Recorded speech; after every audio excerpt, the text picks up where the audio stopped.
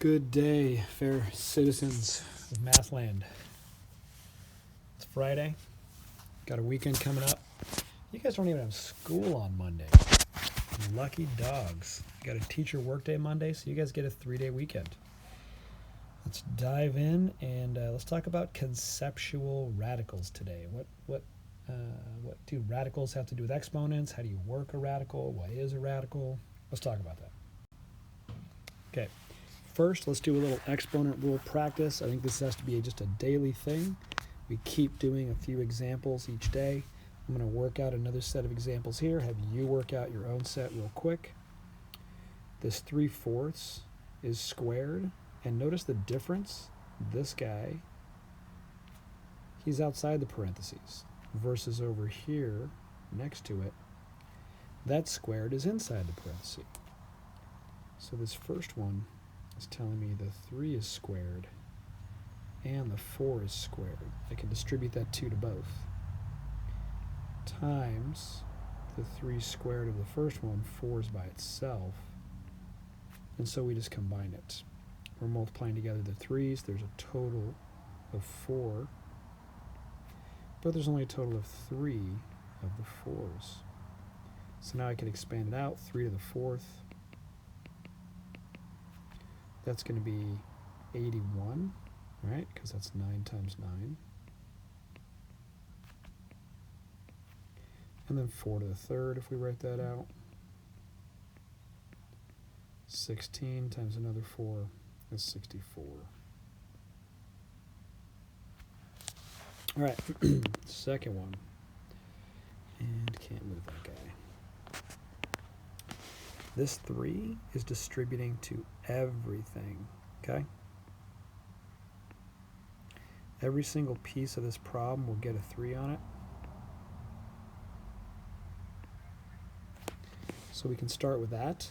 Although, when I look at this problem, I notice 5/25 would be a lot easier if I reduce first.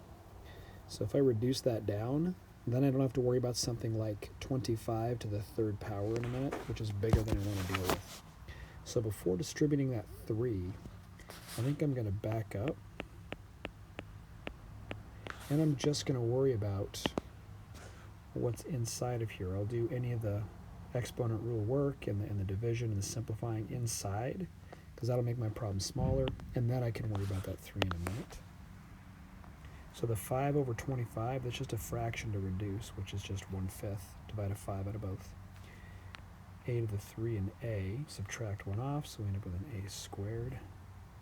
And at this point, since there's other things on top, I don't even need that 1 anymore.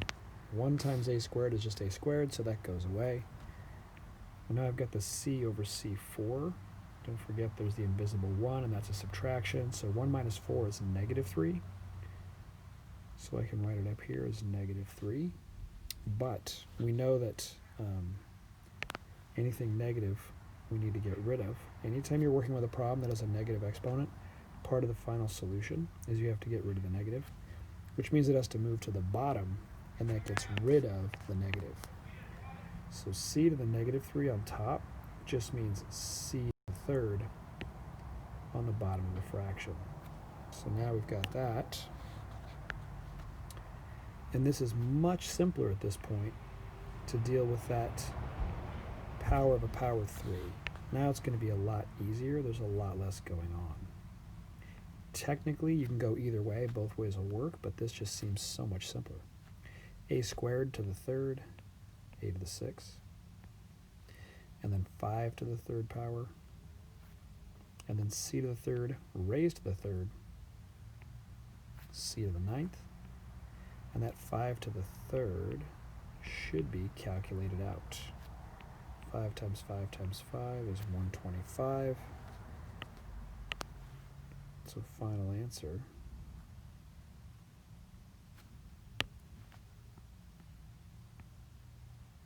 is a to the 6th over 125 c to the 9th. All right, next. That one's pretty simple. Can multiply that in there. 3 times -1 is -3. So we end up here. And like we just talked about in the problem above, got to get rid of any negatives in a final simplification. So I'm going to put 1 over 5 to the third. And wow, look at that. Another 5 to the third. We already know what that equals. It's 125. And there you go. Last one. A to the third is the only a in the problem. There's no other exponents, no powers, no anything. So there's nothing to do. B to the negative fifth, we need to get rid of negatives. And if it's on the bottom already, that means you move it up to the top of the fraction to get rid of its negative. So the b to the 5 goes up top, loses its negative, and we no longer need a fraction because there's nothing in the denominator. It's just a whole number answer. A to the third, b to the fifth, and we're done.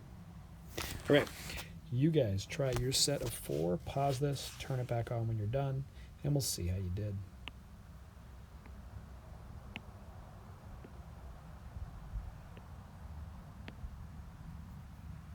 All right, let's dive in. First one, I'm going to distribute that 2 to everything, so 2 to the 6th will be the top, and then the 5 squared, and then I've got another 2 to the 5th there, which makes 7 total 2's when we multiply all that together, 3 total 5's, and I would just leave that whole thing as is. We could multiply out all those 2's. It's probably not that large, but for the sake of time, I'm just going to leave it. We should end up with something like 128 or 256, something like that. Okay, here we could start this route, but even as I was writing those out, I was thinking, let's take care of what's on the inside first, make our lives a little easier. So let's just focus on simplifying all this first, and then do the power of a power in a minute.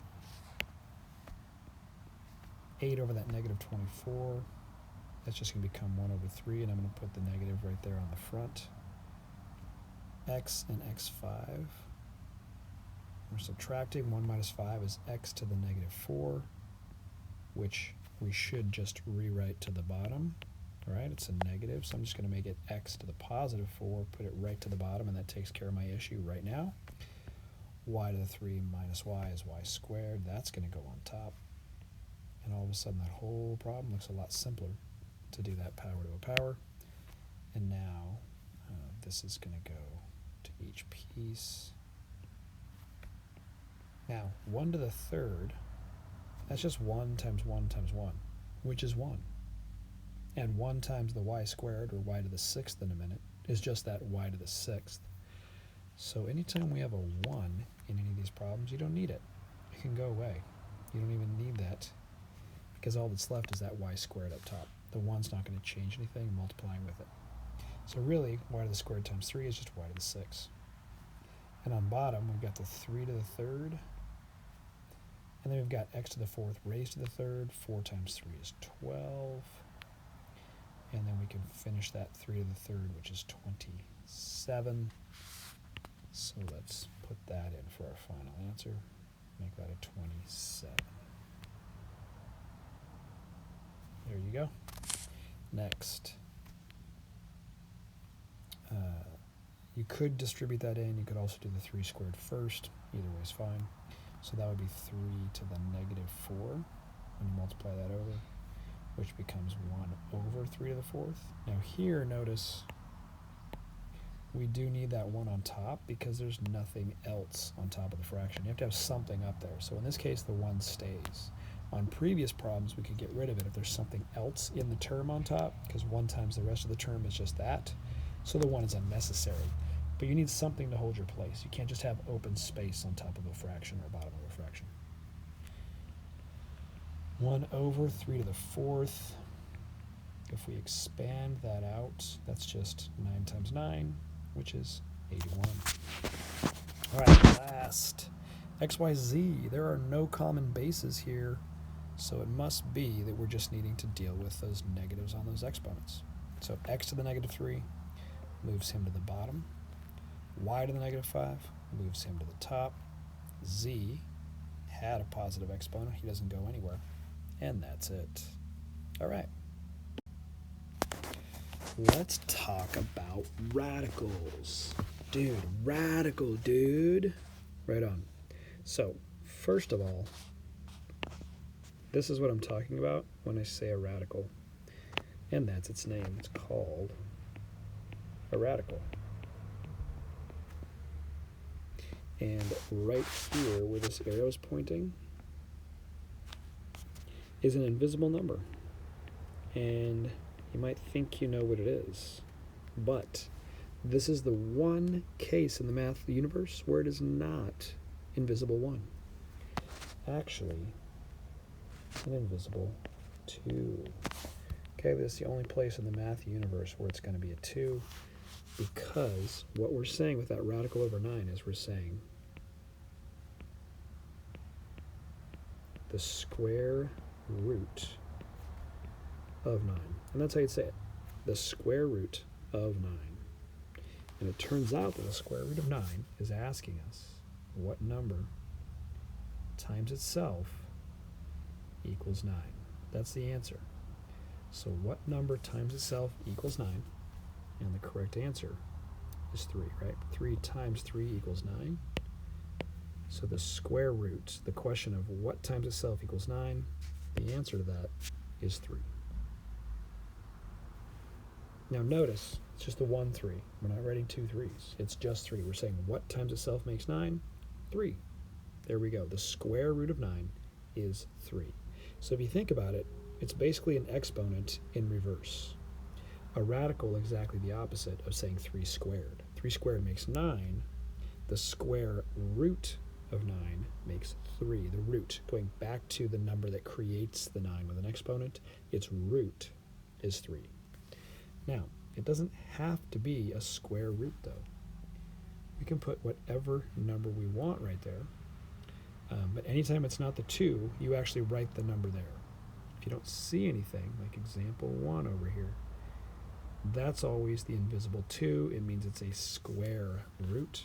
But you can change that to this, for instance, is a cube root. Cube root of 8 is what we're asking here. Okay? 3 just means cube. The 2 means squared. Okay?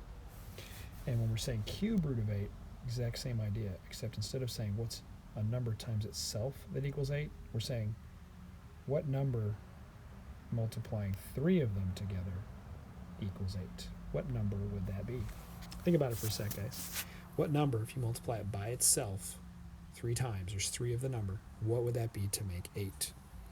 And hopefully you're saying 2. 2 times 2 times 2 makes 8. So the cube root of 8 is 2, because the reverse of that, 2 cubed, 2 times 2 times 2, makes 8. So the cube root of 8 is just that problem in reverse. Okay? So it turns out radicals are just the opposite of exponents. If an exponent was Batman, then a radical is the Joker. It kind of undoes everything the other does. It stands for the exact opposite. An exponent grows a number, it multiplies it up and exponentially grows extremely fast. Radicals shrink numbers down back to the original root, the original base number, and they do that extremely fast. They go right back to that original number. All right, let's look at a few examples here. Okay, we don't see anything here, which means we're asked for the square, the invisible 2. So we're asking for what's the square root of 8? Is there a number that times itself equals 8? There's not. I guarantee one of you just said 4 times 2.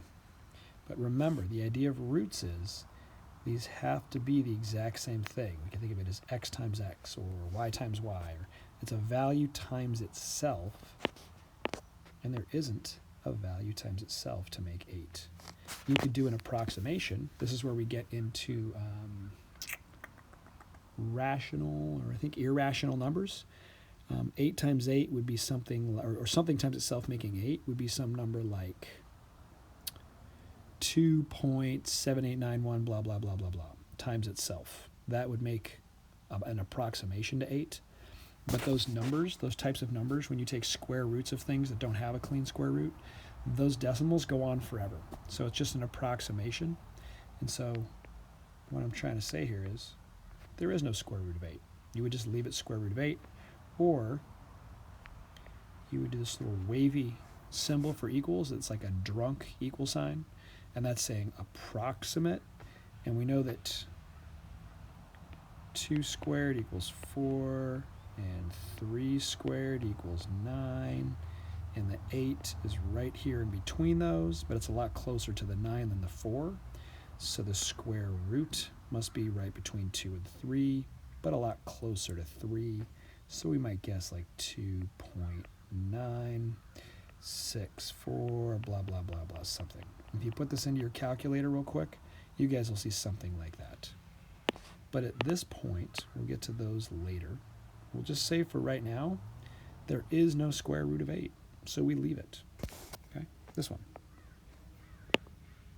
Square root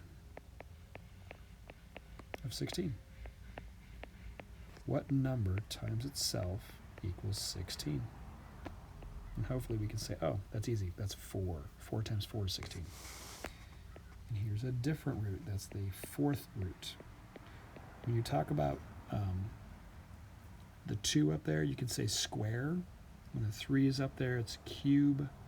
From that point on, you just use the number. A 4th root of something, a 5th root, a 6th root. So that's the 4th root of 16. And so again, what we're saying is that, is there a number that I can have 4 of them, all the same number, multiplied together, and I get 16? Turns out there is.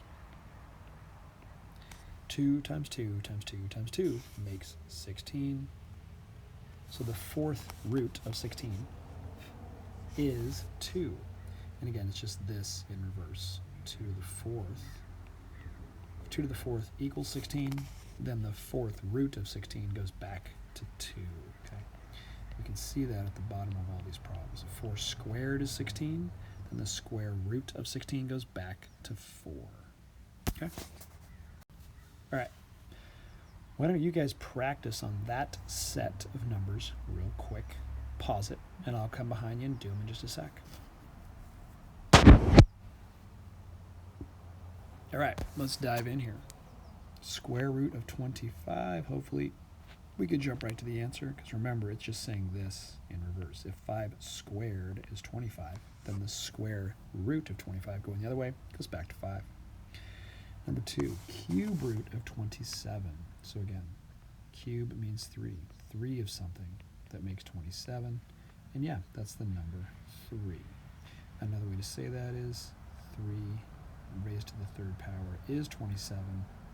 So those are just kind of reciprocals, opposites of each other. Number 3, 4th root 81. What times itself? 4 of them makes 81. And it turns out to be 3.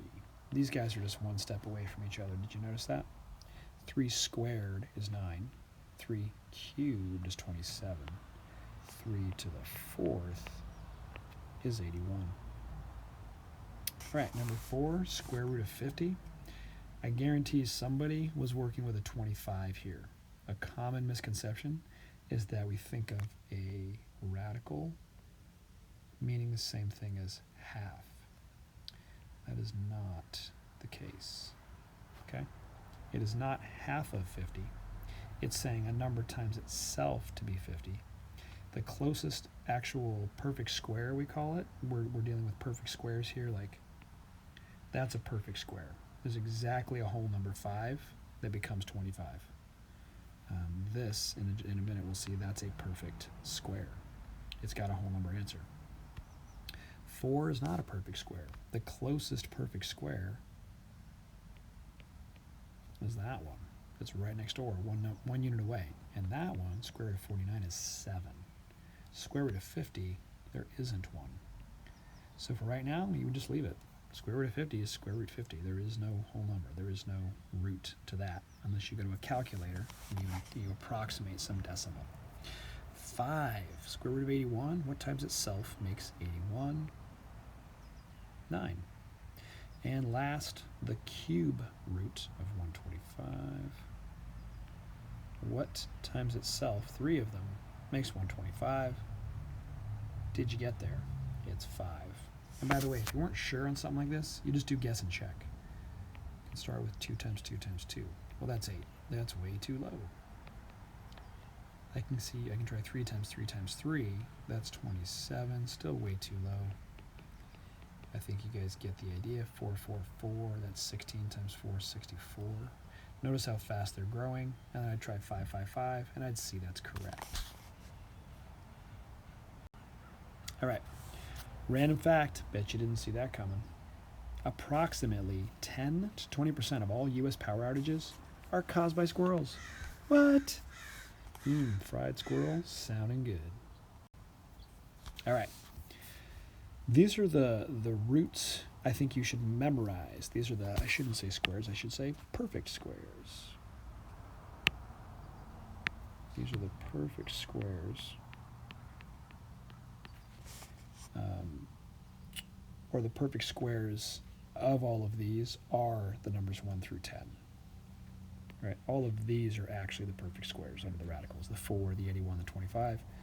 These are going to be what you get. And you should have those memorized. They're really going to be handy and useful in the coming days of class in this unit. So go ahead and pause real quick and fill in, hopefully, all of those answers. Those are all your perfect squares under 100. They're going to become the numbers 1 through 10. Go. All right, hopefully it's pretty simple. Square root of 4 is 2. Square root of 81, 9. 25 becomes 5. Square root of 1 is 1, right? Because what times itself equals 1? 1 times itself equals 1. Square root of 36, 6. 64, 8. 100, square root of 10. Square root of 9, 3. Square root of 49, 7. Square root of 16, 4. Okay, those are all your perfect squares under 100. Another way to say that is it's the numbers 1 through 10 squared, and then you do it in reverse as the square roots. All right, I would advise memorizing those. It's going to make your life easier in the coming week. All right, radicals and exponents. How do these two connect? Get my little joke here. Okay. We look at 3 squared. We're familiar with that, and that's just 3 times 3, that's 9. When we look at square root 3, we know we're looking for something times itself equals 3. So this is kind of like an expanding version, and this is kind of the contracting, the reverse version. So we can see how they're connected there. But you can actually directly combine these and have exponents and radicals in the exact same problem, kind of fused together in the same way of writing a problem. And you can do that with fractional exponents. I know some of you right now are like, what the? Are you kidding me? Don't worry, it's not that stressful. All right, let's take a look real quick. Let's use an example we used yesterday. If I take something like 9 squared, it's 81. 9 to the first power, that's just 9. 9 to the 0 power, well, anything to the 0 we know is 1. If I wanted, I could keep going, like 9 to the negative 1. We know that just means put that value on the bottom of a fraction. So it's really just 9 to the 1 on the bottom, which is just 9. And so we see this works. As the exponents go down, the values continue down in that same pattern. What if we were crazy and we did this? 9 to the 1/2. It would go in between the 1 and the 0 exponents. And therefore, if it's going to continue along with the pattern, its answer should be something between 1 and 9. And it turns out that 9 to the 1/2 is actually 3. And that works. It continues along with this pattern of shrinking down the value, and it goes right along with what it should be. Okay? Another way to look at this is let's take 3. And we think about 3 squared, that's just 9. And if we write, since you can write any whole number as a fraction, technically, couldn't we just think of it as that? 3 to the second power is the same as 3 to the second power over 1 as a fraction. Nothing's changed. So where does that 1 come in? Well, actually, it comes in right here. It's saying take the root, but take the root to the first power. And that means nothing. A root of a first power is just saying, what's one number by itself that equals 9? Well, 9 equals 9. So we never do the root. We never have to worry about it. That's why it never matters, and we never even bother to write it. We can just say 3 squared is 9 and forget about the rest of it. But if we take that principle, think of what we could do. We could do like 9 to like the 3 over 2, and what would happen if we did it that way?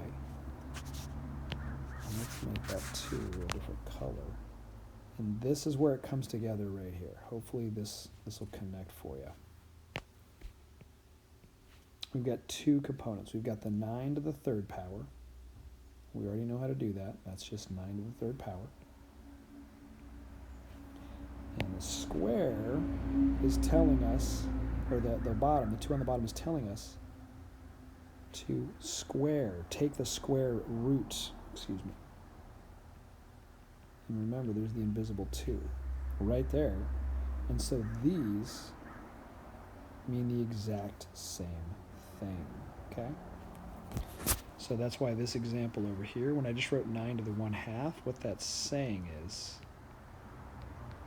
take 9 and anything you have on the bottom of the fraction, of the exponent fraction, is saying take that root. So 9 to the 1/2 is just saying square root of 9. 9 even to the 3/2 is still saying take the square root of 9, but also raise it to the third power. And that's true for any components you put into the fraction. If I took the number 64 and I put a 5 on top and a 2 on bottom, that problem just has 2 separate pieces. You have a 64 and it's raised to the 5th power, and they're saying also take a root, take the square root of the 64. That's it. It's just a radical problem and an exponent problem wrapped into one, and the way you connect them is just putting them into the fraction. The top is always the exponent, the bottom is always the root. Take it to that root. So if we were going to finish this guy right here, I would start by doing the square root of the 9, because that's easy. Square root of 9 is 3. And then I will apply this afterwards, 3 to the third, 27. You can go the other way. You can start with 9 to the third power and then take the square root, but that's going to be a huge number. I think it's 243. So you could do that and then take the root afterward, and I believe, you should check my math, check it with a calculator, come back to class, and oh, you know what? I know what's wrong. It's 273. 273, take the square root of that, you're still going to end up with 27. But why not go with easier, smaller numbers? So always take the root first if you can. If we did this other example problem with the 64, I would first take the square root of the 64. That's 8. And then apply the 5 afterward. And I wouldn't calculate it out, but that's all that whole problem means. It's just 8 to the 5th. After you apply the square root, it's a much simpler problem. What I brought out. Yep, I need it. All right. Let me rewrite a few of these. I'm sure some of you are a little lost right now. This is a great concept to clear up by just practicing it over and over. Okay, 8 to the 2/3. That's the exponent. That's the root. So if I rewrite it, it's the third root, the cube root of 8 to the second power. And again, It's going to be easier if you can shrink it down by doing the root first. So I would aim to do that first, keep numbers small. The cube root of 8, remember, it's what number 3 of them being multiplied makes 8. And that's the number 2. So the cube root of 8 becomes 2. Now we can do the squaring very easily. Final answer 4. So it's really just 2 problems in one. It's a square root and a cube root, squaring something, and then a cube root of something. 2 separate problems, and again, you can go either way. If I squared the 8 first, I get 64. Cube root of 4 is 4, but why not keep things small? Second one, 4 raised to the 3/2, also known as taking the square root of 4 to the 3rd. And I don't have to write anything there when it's a square root, because the 2 is what's always assumed. The square root is the default for roots. So what's the square root of 4? 2. Now I can take that cube root, 2 to the 3rd power is 8. See if I can spread these apart a little bit, give us a little more room.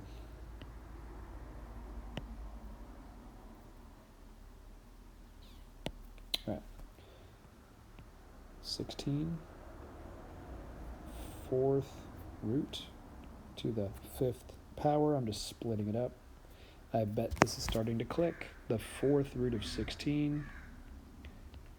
What number 4 of them multiplied makes 16? That's 2. 2 times 2 times 2 times 2 makes 16. Now I can apply that 5th root. That's multiplying 5 2's. We just saw 4 of them make 16, so a 5th one must make 32.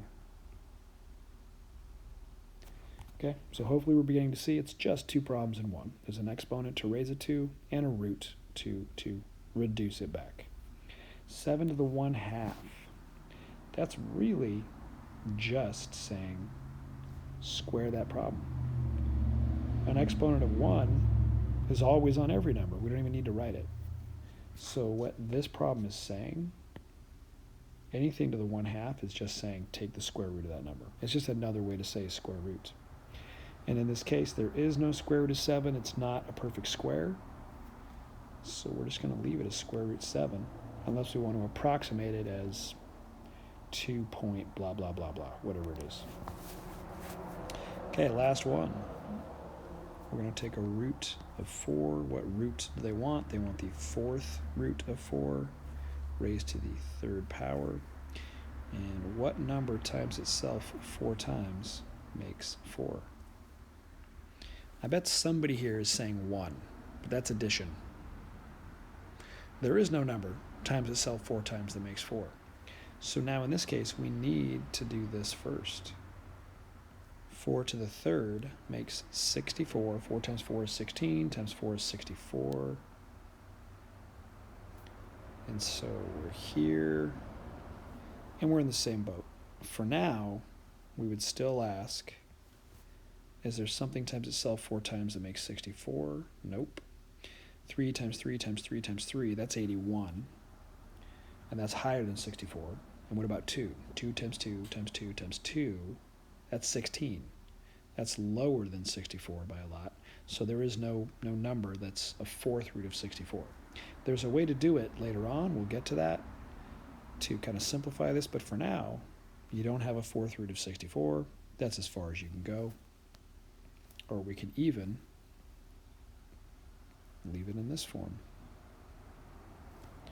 Notice the 3 became a 1 because we went ahead and multiplied those 4 3's together. We made the 64. So now all that's left of the problem is that 4th root. And so these are saying the exact same thing. They're equivalent. This one's just more simplified because we carried out part of the exponent. All right, pause it. You try the 4 on the right. I'll go behind and work a minute.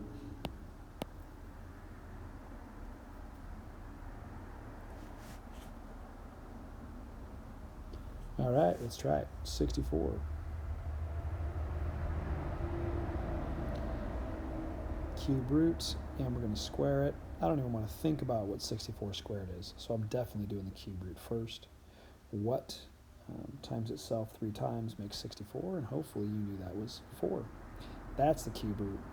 Now we can square easily 16.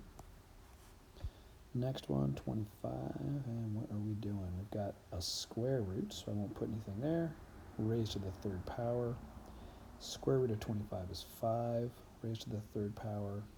That's 3 5s multiplying. That's 125. 12 to the 1/2, that's just saying square root 12. And 12 is not a perfect square. Nothing times itself is 12, so we'd leave it there for now. Later on, we'll see what to do with that, but for now, we're going to leave it. Okay, next. We've got a root. It's a cube root of 8, then a 5. Cube root of 8, 3 of something to make 8, that's 2. To the 5th power, expand that out. What do we got? 4, 4, 16, and 32. Notice you can multiply out your exponents. You can work these out however you'd like. You can go straight across. You can group them like I just did.